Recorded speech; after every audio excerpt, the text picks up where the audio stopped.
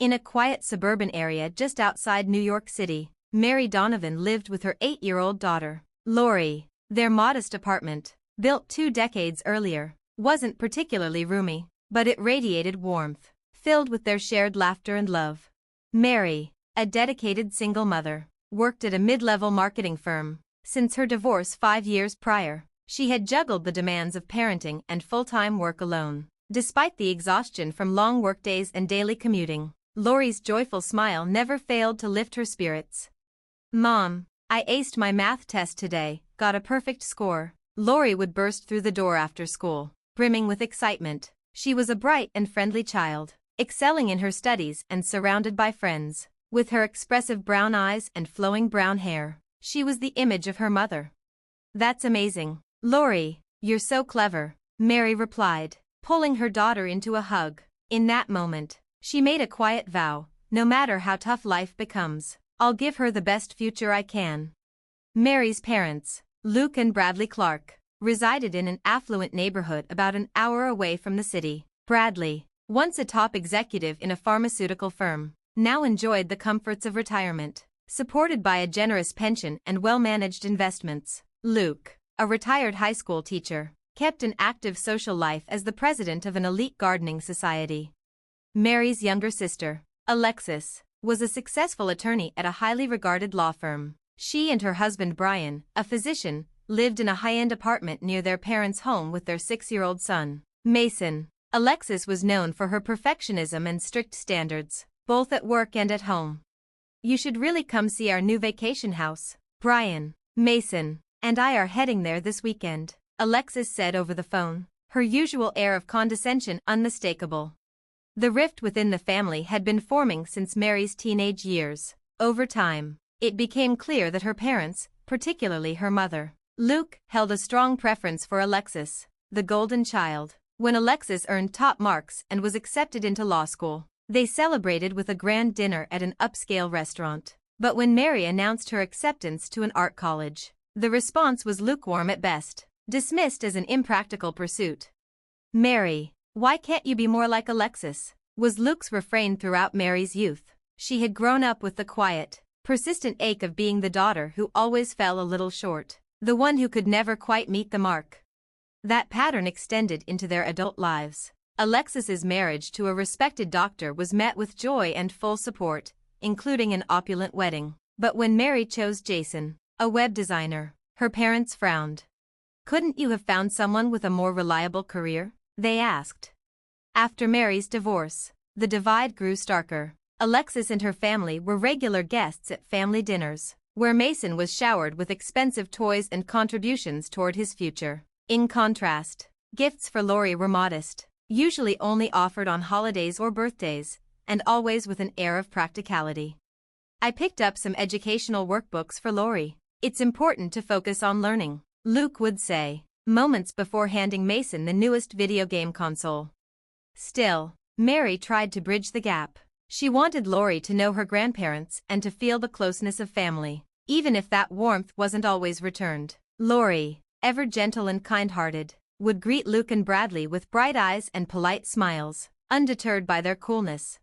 "Grandma, look, I made this drawing," she'd say with earnest pride, holding out her colorful creations.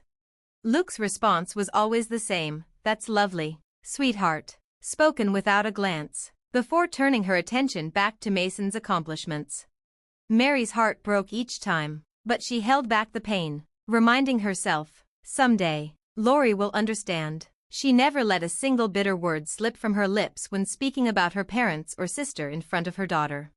Holidays were the hardest. Christmas, in particular, felt like a test of endurance. The gatherings at her parents' lavish home were dressed up as festive celebrations, but beneath the surface lay favoritism and subtle slights. Alexis's family was clearly the center of attention, while Mary and Lori were treated like distant relatives rather than loved ones. "Maybe this Christmas will be different," Mary hoped quietly, her eyes lingering on the red circle around December 25th on the kitchen calendar. Lori had asked for a new doll, determined to make it happen. Mary had taken on extra shifts, carefully setting aside money week by week. And then, December 24th arrived. Mary turned the key in the ignition. the engine humming to life as she cast a glance at her daughter through the rearview mirror. In the back seat, Lori cradled a small tin of cookies she had decorated herself, its lid tied neatly with festive red and green ribbons. "Do you think Grandma and Grandpa will like these?" Lori asked, her voice edged with nervous hope. "They'll love them," Mary said warmly. "You worked so hard on them." But beneath her reassuring smile, Mary felt a familiar tension creeping in. Her parents' reactions were never easy to predict. Their car wound through the quiet, tree-lined streets of an affluent Westchester neighborhood, flanked by homes with columned porches and manicured lawns. Twinkling Christmas lights cast a soft glow over the snow-dusted sidewalks, filling the air with holiday charm. "Mom, do you think Santa will come to Grandma's house too?" Lori asked, her eyes wide with excitement. "I'm sure he will," Mary replied, her thoughts briefly drifting to the surprise waiting back in their apartment, a Princess Stella doll, bought with weeks of overtime pay. The thought of Lori's joy the next morning warmed her more than any fireplace could. As they pulled into the driveway of her parents' stately white home, Mary noticed Alexis's sleek SUV already parked out front. "You're late," Luke announced as she opened the door. "Alexis and her family have been here for half an hour." "Hi, Mom," Mary greeted, keeping her tone pleasant. "Work ran a little long." "Grandma, Merry Christmas," Lori beamed, holding out the cookie tin. "I made these just for you." "Well, thank you," Luke replied, accepting the gift with a nod before placing it on a nearby table without much thought. "Come in, everyone's waiting." Inside, the living room gleamed with holiday opulence. A towering Christmas tree shimmered with golden ornaments and glittering lights, and the floor beneath it was stacked high with wrapped gifts. Mason sat nearby, engrossed in a brand new tablet, barely noticing their arrival. "Mary, Lori, you're late," Alexis said, rising gracefully from the sofa in a designer knit dress, her hair perfectly styled. "Mom and Dad were just telling Mason about the elite science camp we've enrolled him in for the summer. It's supposed to be the best." "That sounds great," Mary replied, offering a polite smile. "Lori, go say hi to Grandpa," she whispered, gently nudging her daughter forward. Lori dashed over and threw her arms around Bradley. "Merry Christmas, Grandpa." Bradley gave a stiff smile and patted her gently on the head. "Hey there, how've you been?" When dinner was served, Luke presented an elaborate turkey centerpiece. The dining table was dressed with fine linens and flickering candles, casting a warm, festive glow that perfectly suited the Christmas occasion. Yet, despite the carefully curated setting, the conversation centered almost entirely on Alexis's family. "Mason took first place at the school science fair," Luke announced with pride. "Mason really has the Clark genes," Bradley chimed in, his smile broad and approving. Mary glanced sideways at Lori. Her daughter ate quietly, but the loneliness etched on her young face was unmistakable. "Lori won an art award at school, too," Mary said softly.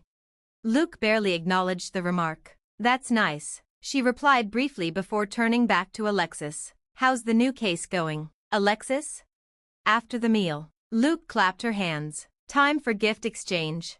Mason jumped up, clapping eagerly as he hurried toward the Christmas tree. Alexis and Brian settled comfortably on the sofa, their faces glowing with satisfaction. Lori leaned forward in her chair, eyes shining with excitement. Mary's heart ached at her daughter's hopeful anticipation. Lori had talked about the Princess Stella doll for weeks. "Mason goes first," Luke declared, handing him a large, brightly wrapped box.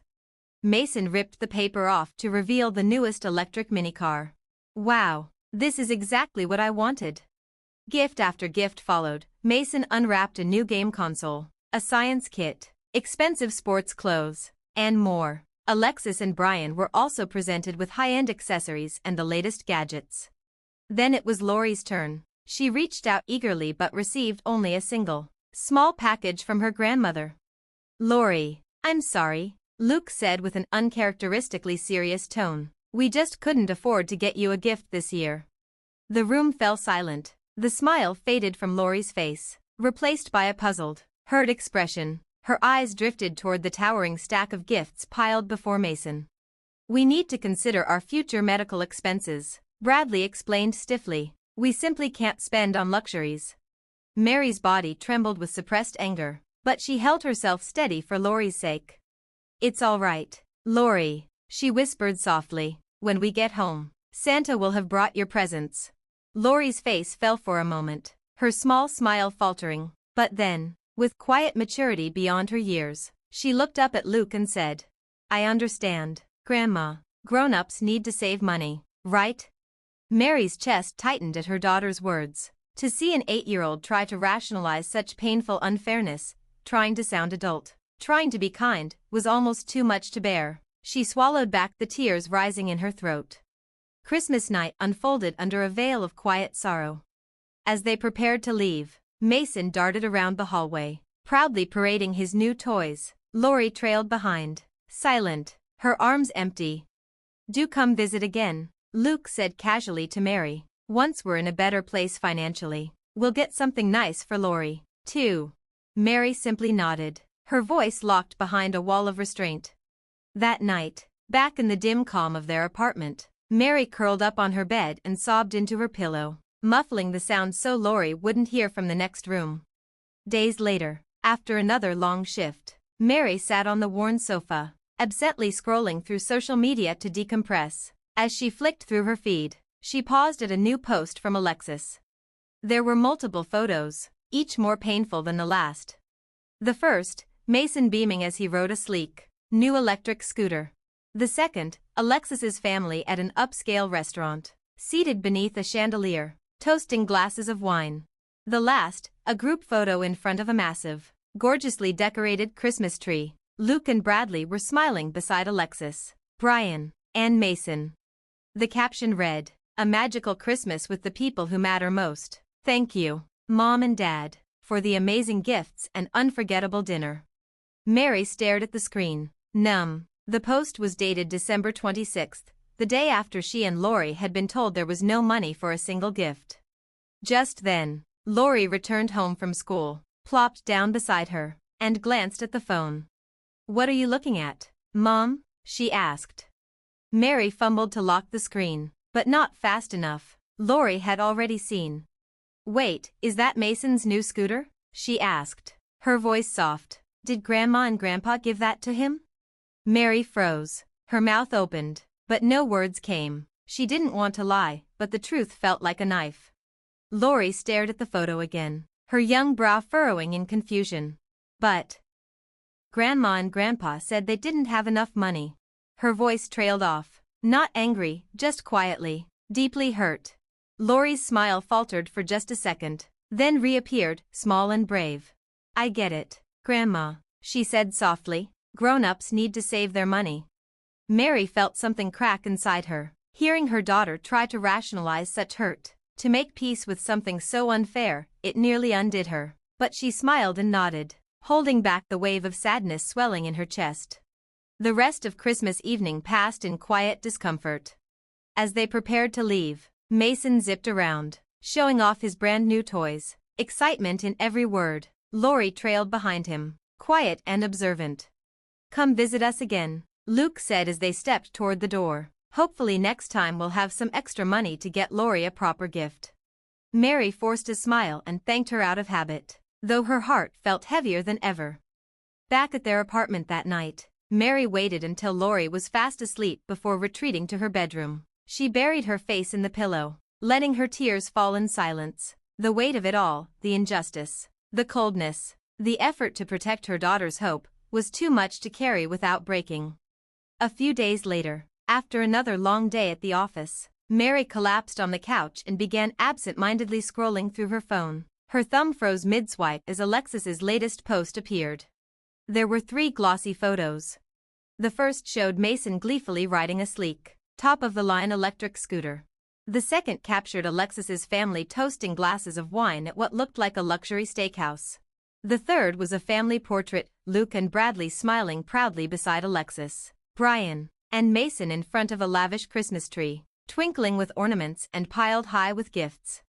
The caption read, "A perfect Christmas with the ones we love most. Thank you, Mom and Dad, for the unforgettable gifts and beautiful evening."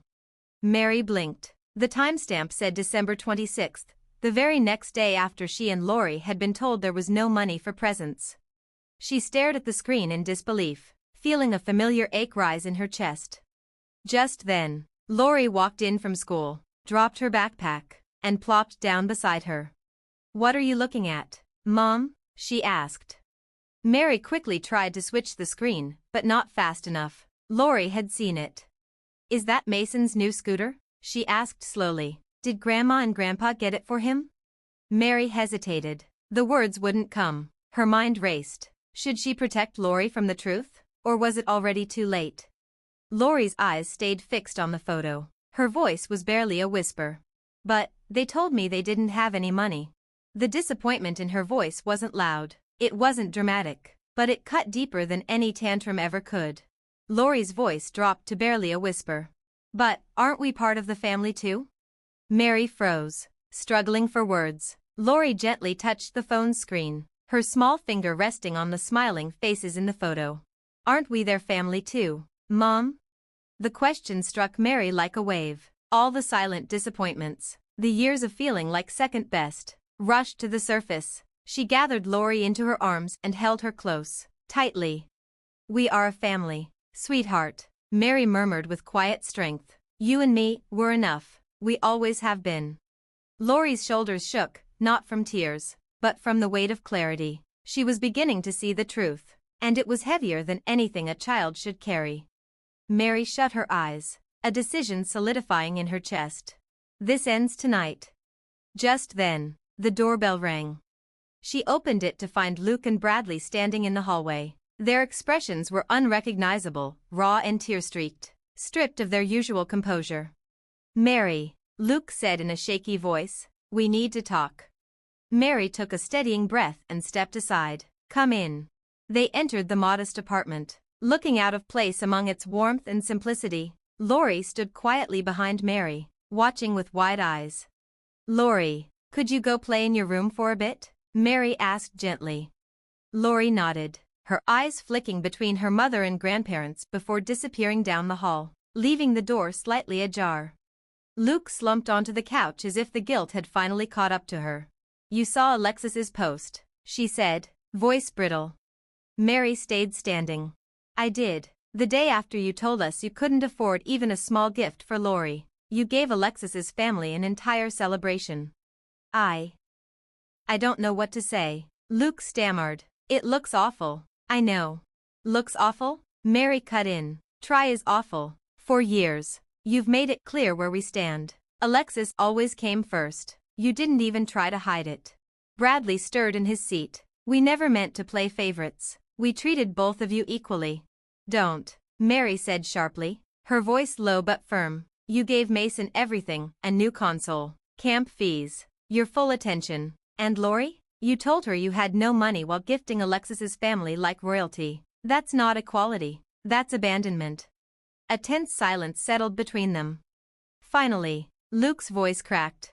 "We were wrong. I didn't see it until that photo. Until I thought about how Lori must have felt. I saw her face in my mind, and I couldn't stop crying." Mary's expression softened, but her voice remained calm. "You can treat me however you want. I'm used to it. But Lori? She's just a little girl who wanted nothing more than your love. That's all she ever wanted from both of you." "We deeply regret everything," Bradley said softly, his voice heavy with sincerity. "Please, can we have the chance to make things right?" Mary looked at them carefully, the weight of years of hurt and frustration pressing down on her. Could she truly forgive and move forward? They were still her parents, but was that enough to erase the past? "I don't have an answer right now," Mary replied slowly. "I need some time to think." A quiet sound then interrupted the tense pause. Lori appeared, peeking from behind her bedroom door. "Lori?" Mary called gently. The little girl stepped fully into the room, her expression calm but unexpectedly mature. "Grandma, Grandpa," Lori said clearly, locking eyes with them. "If you don't love me, that's your loss. I'm happy because I have Mom." Luke's composure broke. Tears streamed down her face. Bradley's eyes glistened with emotion. "We do love you, Lori," Bradley said, his voice thick. "We just didn't know how to show it." Lori tilted her head, studying them. "Are you really sorry? Can you keep your promises?" Simple words, piercing in their honesty. Yes, Luke whispered, wiping tears away. I promise. Mary felt a swell of pride and relief. Her daughter's courage shone brightly, and more than anything, Mary was thankful Lori recognized her own worth, that she knew she deserved love. It's late, Mary said, rising. Lori and I need some time to talk. Her parents nodded quietly, understanding the unspoken boundary. As they stood to leave, Luke paused and placed a small, wrapped box on the table. This is for Lori, she said softly. It's what I should have given her for Christmas. After the door closed behind them, Mary gathered Lori in a warm embrace. Are you okay? She whispered, smoothing her daughter's hair. Lori smiled gently. I'm okay. Mom and we're a strong team, right? That night, Mary lay awake, wrestling with her feelings. Part of her longed to sever ties completely, yet another part knew she needed to choose wisely, for Lori's sake as much as her own. The next morning at work, Mary met with her boss, Martha. Mary, I want you to lead the new project, Martha said, her eyes bright with confidence. It's a major client on the West Coast. Are you interested? Definitely. I'd love the opportunity, Mary answered without hesitation. This was a chance to prove herself, and maybe earn the promotion she'd been working toward. That weekend, Mary took Lori to the park. They sat together on a bench, warming their hands around mugs of hot chocolate beneath the pale winter sun. Mom, Lori said suddenly, breaking the quiet, what are we going to do about Grandma and Grandpa? Mary met her daughter's gaze. What do you think? She asked softly, wanting to hear Lori's honest feelings. Lori paused, considering carefully. I'm angry, but everyone makes mistakes, right? If they're really sorry, maybe we could give them another chance. Mary stayed silent for a moment before a slow smile spread across her face. Her daughter's wisdom both surprised and touched her deeply. A gentle warmth blossomed in Mary's chest, stirred by the forgiveness shining in her daughter's heart. You're right, Mary said softly. Instead of cutting ties completely, we'll keep some space, and see if they truly change. Lori nodded firmly. That sounds fair. In the weeks that followed, Mary threw herself into the new project. Her days stretched from early morning until late at night, with weekends spent preparing presentations and refining details. Lori, sensing her mother's tireless effort, pitched in whenever she could. Thank you for helping out so much, Lori, Mary said one evening, watching her daughter fold laundry with care. I know you're busy, Lori replied proudly. I'm growing up now, I want to be helpful. Mary also started a small side hustle, picking up freelance web design gigs on weekends. Bit by bit, her savings grew. Her goal was clear, to build a better life for Lori, and prove they could thrive on their own. She kept contact with her parents limited. Birthday cards, brief phone calls, no more weekend visits. When Luke and Bradley requested to come by, Mary gently but firmly replied, we still need more time. Alexis remained completely silent. Mary expected no different. Spring arrived, bringing the fruits of Mary's labor. The project was a smashing success. Congratulations, Mary, Martha announced at work. The West Coast client was thrilled. You're promoted to team leader, with a 20% raise. That evening, Mary arrived home carrying a cake. Mom, that's awesome, Lori exclaimed, bouncing with excitement. We have to celebrate, Mary smiled warmly. Yes, let's celebrate, Lori beamed. And maybe this Christmas, I'll get the Princess Stella castle? Mary laughed, ruffling her daughter's hair. I'll think about it, little princess. By autumn, Mary's workload increased, but so did her confidence. She had earned the respect of both colleagues and clients. Lori flourished as well. She won a creative writing contest and earned praise for her science fair project. Mom, look, Lori burst through the door one afternoon, waving her certificate. My teacher said my story was amazing. Mary pulled her into a hug. That's incredible, my brilliant writer. Slowly, Mary's relationship with her parents began to soften. On Lori's birthday, Luke called with genuine congratulations. Bradley listened attentively as Lori excitedly shared her school adventures. Still, Mary remained cautious. Real change would take time, and Lori's heart was precious. In October, Mary discovered she was the top contender for a department manager position. If chosen, it would mean another raise and a more secure future. As winter's chill returned and the Christmas season neared, everything felt different this year. Walking confidently through a toy store, Mary didn't hesitate. She picked up the Princess Stella castle, the very one Lori had wished for, and placed it in her cart with quiet pride, strength, and gratitude. This Christmas would hold no disappointment, no silent pain, no empty hands beneath the tree. This Christmas, Mary would give the gift of joy. She also decided to invite friends over for a Christmas gathering. "Mom, are we inviting Grandma and Grandpa too?" Lori asked quietly. Mary paused to think before answering. "What do you think? Should we invite them?" Lori's expression grew serious. "I think we should. Everyone makes mistakes, but they have to keep their promises." Touched by her daughter's maturity, Mary picked up the phone to make the invitations. When the doorbell rang, Mary was ready. Opening the door, she found Luke and Bradley standing there. This time, their eyes held a mix of nervousness and hope, unlike the last Christmas visit. "I'm glad you came," Mary said calmly, though a thread of caution still lingered in her voice. "Thank you for inviting us," Luke replied softly, clutching a carefully wrapped gift. Mary's apartment was transformed from last year's cramped space. Thanks to her promotion and raise, she had moved into a spacious two-bedroom home. A sparkling Christmas tree stood proudly in the living room, walls adorned with new paintings and Lori's artwork. "Lori, Grandma and Grandpa are here," Mary called out. Lori emerged from her room, hair neatly styled and wearing a new dress. "Merry Christmas, Grandma, Grandpa," she greeted, her voice cheerful but with a hint of nerves. "Merry Christmas, Lori," Bradley said with a warm smile. "You look lovely, and your new home is beautiful." Luke glanced around the living room. "Thank you," Mary said with quiet pride. "I got promoted recently, so things have changed." There was no boasting, just a calm confidence in her achievements.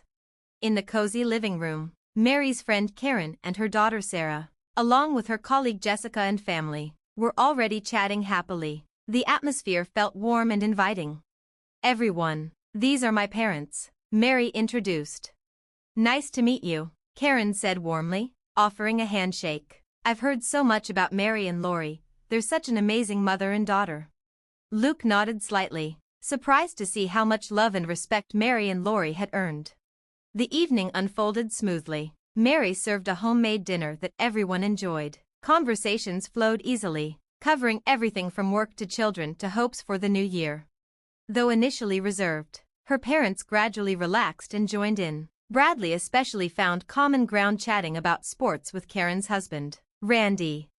"Now it's time for presents," Mary announced after dinner. The children clapped with excitement. Lori's eyes shone bright as she gazed at the colorful gifts neatly arranged beneath the Christmas tree. "Lori, why don't you go first?" Mary said, handing a large box to her daughter. Carefully peeling away the wrapping paper, Lori burst into a joyful cheer when she saw the Princess Stella castle inside. "Thank you, Mom." She leapt up, wrapping Mary in a tight hug. While holding her daughter close, Mary glanced over at her parents. Luke's eyes glistened with tears, and Bradley smiled softly. "Now, this one's from Grandma and Grandpa," Mary said to Lori. Luke, a little nervous, handed a small box to Lori. "I hope you like it," she said gently. Lori opened the box to reveal a delicate silver bracelet, adorned with a tiny star-shaped charm. "It's beautiful." Lori's eyes widened in wonder. "This was my mother's," Luke said quietly, "and now I want you to have it. It's a family heirloom." "You're really giving this to me?" Lori asked, incredulous. "Yes, absolutely," Luke nodded firmly. "You're our cherished granddaughter." A quiet moment settled over the room. Mary felt warmth rise in her chest. This gift wasn't just an object but a true symbol of acceptance. Lori carefully fastened the bracelet around her wrist and whispered, "Thank you, Grandma and Grandpa." Her voice was soft, yet filled with heartfelt gratitude. After the gift exchange, the adults sipped wine and chatted while the children eagerly played with their new treasures. As Mary prepared dessert in the kitchen, Luke stepped in to help. "Let me," she offered. Together, they quietly sliced the cake and arranged plates. "Mary," Luke said suddenly, "you're an amazing mother." Lori looks so happy. Mary looked up at her mother, touched. Thank you. We were wrong, Luke continued, her voice heavy with regret. We didn't treat you or Lori fairly. I carry that regret every day. Mary inhaled deeply. The wounds of the past wouldn't heal instantly, but maybe it was time to begin forgiving. We can't rewrite the past, Mary said softly, but the future can be different. Grandparents matter to Lori. If the relationship is honest and loving, I'm open to it. Tears rolled down Luke's cheeks. Thank you for giving us this chance. Back in the living room, Lori excitedly shared her school project with Bradley, who listened intently. Grandpa, will you come to my next science fair? She asked eagerly. Of course, Bradley smiled. I wouldn't miss it. As the evening wound down and guests started to leave, Mary's parents stayed until the end. Thank you for a wonderful evening, Bradley said. It's been one of the best nights we've had in a long time. We'll come again. Lori smiled. Next time, I want to talk even more. At the door, Mary faced her parents. Thank you for today. Lori was happy. Thank you for inviting us, Luke said, searching for the right words. Let's take it slowly, Mary replied, one step at a time. After her parents left, Mary and Lori settled on the sofa. Did you have fun? Mary asked. Yes, so much, Lori smiled, gently touching her bracelet and looking at the Princess Stella castle. Do you think Grandma and Grandpa have changed? Mary asked carefully. Lori thought a moment. Yes, I think they have. Grandpa really listened to me today. Before, he would always talk about Mason first. Mary nodded. The change was small but meaningful. It was a start. When the day of Lori's science fair arrived, Mary was surprised to find Luke and Bradley waiting by Lori's project display. Grandpa, Grandma, you came, Lori exclaimed, running to them. I promised, Bradley said proudly, admiring her work. This is a fantastic project, Luke added warmly. Lori gave a confident presentation as the judges arrived. Watching her daughter's poise, Mary's heart swelled with pride. She takes after you, Luke whispered to Mary. She has your intelligence and strength. Mary was touched by the rare compliment. Thank you. At the awards ceremony, Lori received the Creative Approach Award. As she stepped onto the stage, Mary and her parents rose together, applauding. Congratulations, Lori, they said in unison. On the ride home, Bradley suggested, how about we go out for dinner to celebrate? Lori looked at Mary with hopeful eyes. Mary smiled and nodded.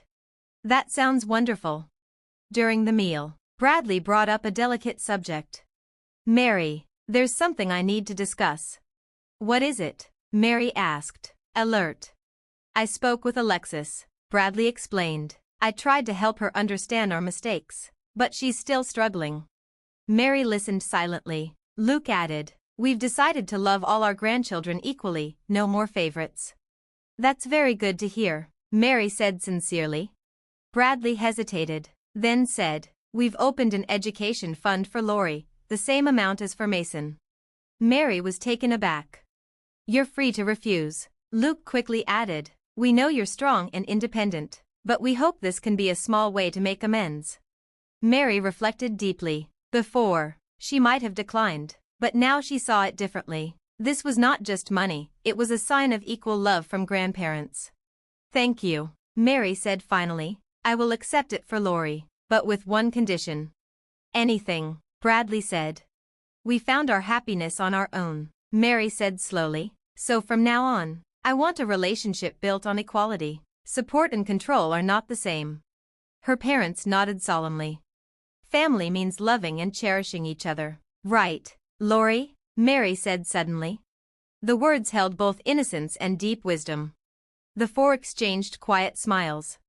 After a long and difficult journey, the true meaning of family was finally beginning to shine through. 3 years later, on a chilly winter day in downtown New York, Mary Donovan was reviewing a presentation in her office. The wall displayed the sleek logo of Donovan Digital Radiating, where a lively team of young professionals worked with energy. It had been a year since Mary launched her digital marketing company. The business was growing fast, employing 10 staff members. Her honest expertise had earned trust and a growing reputation in the industry. "Mom, are you done yet?" 11-year-old Lori peeked in. After school, she often stopped by her mother's office. "Almost finished," Mary replied with a smile. Lori had blossomed from the shy girl she once was into a confident, creative young lady. She was winning awards in piano competitions and exploring her many talents. Most importantly, her smile radiated true happiness. "Grandma and Grandpa just landed," Lori said, showing her phone.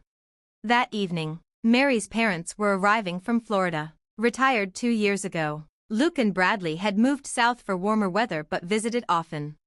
"Okay, let me wrap up work and we'll go pick them up." The family ties had steadily healed. Mary's parents had acknowledged their past mistakes and now loved all their grandchildren equally: Mason, Lori, and little Sophia, Alexis's daughter born last year.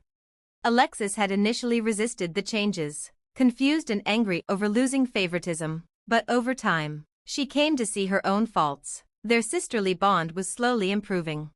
Mary spoke with her parents monthly and spent holidays together. It wasn't perfect, but it was healthy, based on honesty and respect. That evening, Mary and Lori greeted Luke and Bradley at the airport. "Was your trip good?" Mary asked, hugging them. "Yes, very much," Luke answered, smiling warmly.